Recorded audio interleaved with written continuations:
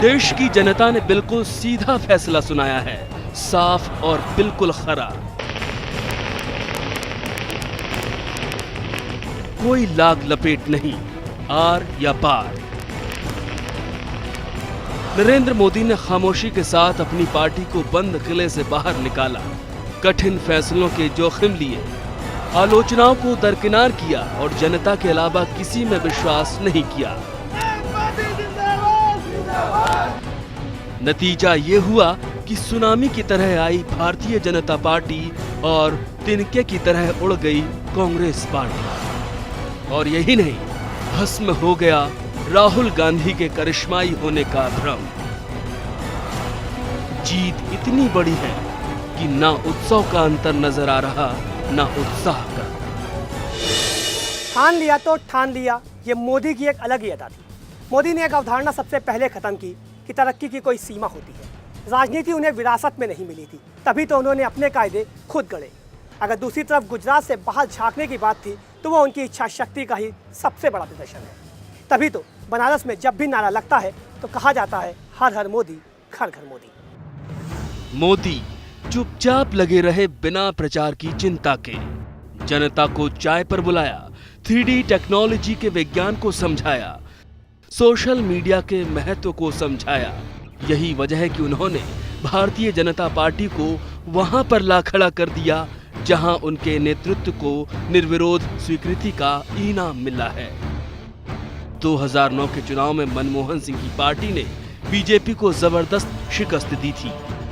इसके बाद पार्टी कमजोर होती चली गई। बीजेपी के दिग्गजों के औजार में वो धार बची नहीं जो कांग्रेस के किले को भेद पाती। ऐसे मुश्किल दौर में मोदी ने पार्टी की कमान संभाली और उसे तराशा, वो भी दिग्गजों की छाप और छाया से बाहर निकालकर।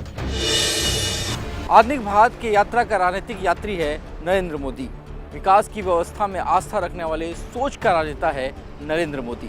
कल कारखानों को जब गुजरात में उसने आधुनिक भारत का मंदिर कहा था तो खेत खलिहानों से चलने वाली अर्थव्यवस्था के पैरोकारों को ताज्जुब हुआ था। लेकिन जब विकास का पहिया आगे बढ़ा तो सबको नरेंद्र दामोदर दास मोदी का लोहा मानना पड़ा। यूं तो आडवाणी को भारतीय जनता पार्टी को जन्म देने का श्रेय दिया जाता है, लेकिन अब इसके असली शिल्पकार नरेंद्र मोदी ही हैं। भारतीय जनता पार्टी को पूर्व से पश्चिम और उत्तर से दक्षिण तक पार्टी के द्वार को खोला तो पार्टी की तकदीर की तस्वीर चमचमा उठी। 5 साल में मनमोहन सिंह किसी भी सूरत में ये स्वीकार करने को तैयार नहीं थे कि सरकार की कुछ जवाबदेही भी होती है। प्रधानमंत्री निवास के बाहर की जानकारियों के लिए वो अपने दरबारियों पर निर्भर होते चले गए। अपने आप को बदल नहीं पा रहे थे मनमोहन सिंह। चुनाव एक बार फिर से करीब आ रहा था, सरकारी योजनाएं दम तोड़ रही थीं और मोदी की बोली असर दिखा रही थी। मैं आपसे सवाल पूछना चाहता हूं, जिनको आपकी परवाह नहीं है, क्या उनकी परवाह करनी चाहिए? कांग्रेस को ऐसे सवालों के जवाब देने की आदत नहीं थी, इसलिए उन्होंने एक बार फिर से धर्मनिरपेक्षता के पहलू में पनाह ली।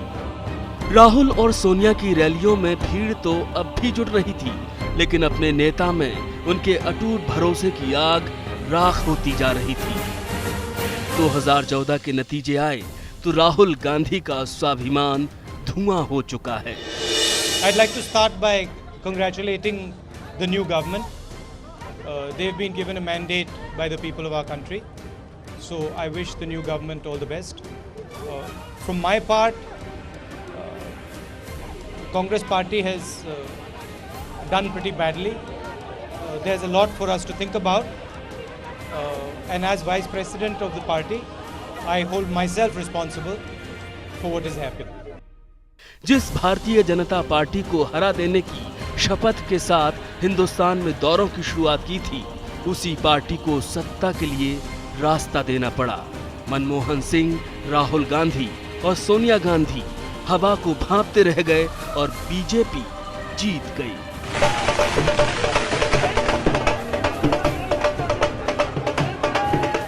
आप जरा मुझे बताइए, आज का दिन कैसा लग रहा है? अच्छे दिन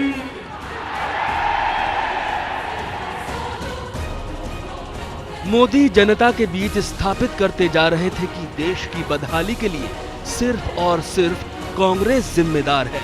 जहां जहां कांग्रेस की सरकारें होती हैं, उनको विकास से, जन सामान्य की आकांक्षाओं से कोई लेना देना नहीं। आज जब कुर्सी नरेंद्र मोदी के लिए खाली करनी पड़ी, तब कांग्रेस को पहली बार एहसास हुआ कि देश ने उन्हें खारिज कर दिया है। देश में कांग्रेस की पूरी राजनीति अपने ही पैदा किए हुए विभीषण के कंधों पर टिकी हुई थी, लेकिन उन्हें अब भी ये उम्मीद थी कि देश की जनता फिर से गले लगा लेगी। ये ना होना था, ना हुआ। राहुल गांधी दिल्ली से लेकर मुंबई तक धिक्कारते रहे और दहाड़ते रहे। गुजरात में आग लगा देंगे, यूपी में आग लगा देंगे, कश्मीर में आग लगा देंगे, और फिर आप लोगों को और हमें आग बुझानी पड़ती है। हमें जाना पड़ता है युवाओं के घर में, हमें उनके हाथ पकड़ने पड़ते हैं, हमें उनको ठंडा करना पड़ता है। लेकिन विरोधियों को बीच में रखकर चुनाव लड़ने के फैसले ने पार्टी को कुछ ही सीटों के आंकड़ों में समेट कर रख दिया। 2014 में मनमोहन सिंह ने अपनी 3 सबसे बड़ी संपत्तियां खो दी थी, साथियों को, साहस को और सरोकार को। आलीशान ड्राइंग रूम में बैठने वाले मनमोहन सिंह की अब हवाइयां उड़ने लगी थी। अर्थव्यवस्था के इस योद्धा के चरित्र के साथ अब घोटाले चुंबक की तरह चपक गए थे। ये एक कड़वा सच है कि मनमोहन सिंह ने अपने करिश्मे का अपने ही हाथों से कत्ल कर दिया। अलग अलग योजनाओं में हजारों करोड़ों के घोटाले ने कांग्रेस की सियासत को शून्य पर लाकर खड़ा कर दिया। अविश्वसनीय रूप से लोकप्रिय कांग्रेस को जनता की अदालत में आत्मसमर्पण करना पड़ा। गुस्से की आग ने उनके करिश्मे और उनकी कुर्सी दोनों को खाक कर दिया। भ्रष्टाचार की घड़ी कांग्रेस की सियासत की कलाई से ऐसी चिपकी कि जनता का राहुल और सोनिया से एतबार ही उठ गया। आम जनता के नाम पर जीने वाली पार्टी आज स्तब्ध है और उससे ज्यादा निराश। मनमोहन सिंह मुल्क की राजनीति में महत्वपूर्ण हैं और उनके सामने महान बनने के सैकड़ों मौके थे, लेकिन उन्होंने उन्हें मुफ्त में खो दिया। चमत्कार जब भ्रम पैदा करने लगे तो भविष्य नजर आना बंद हो जाता है। कांग्रेस इस सत्य को समय रहते समझ लेती तो ना हिंदुस्तान ने उन्हें बेगाना बनाया होता, ना दिल्ली दूर हुई होती। नरेंद्र मोदी को यह समझना होगा कि जनता ने उन्हें प्रचंड बहुमत दिया है और वो उसकी अनदेखी नहीं कर सकते हैं, वरना जनता उनके कद को छोटा कर देगी। नरेंद्र मोदी के सामने बहुत सारी चुनौतियां हैं। उन्हें यह साबित करना होगा कि बहुमत ने उन्हें बेलगाम नहीं बनाया है।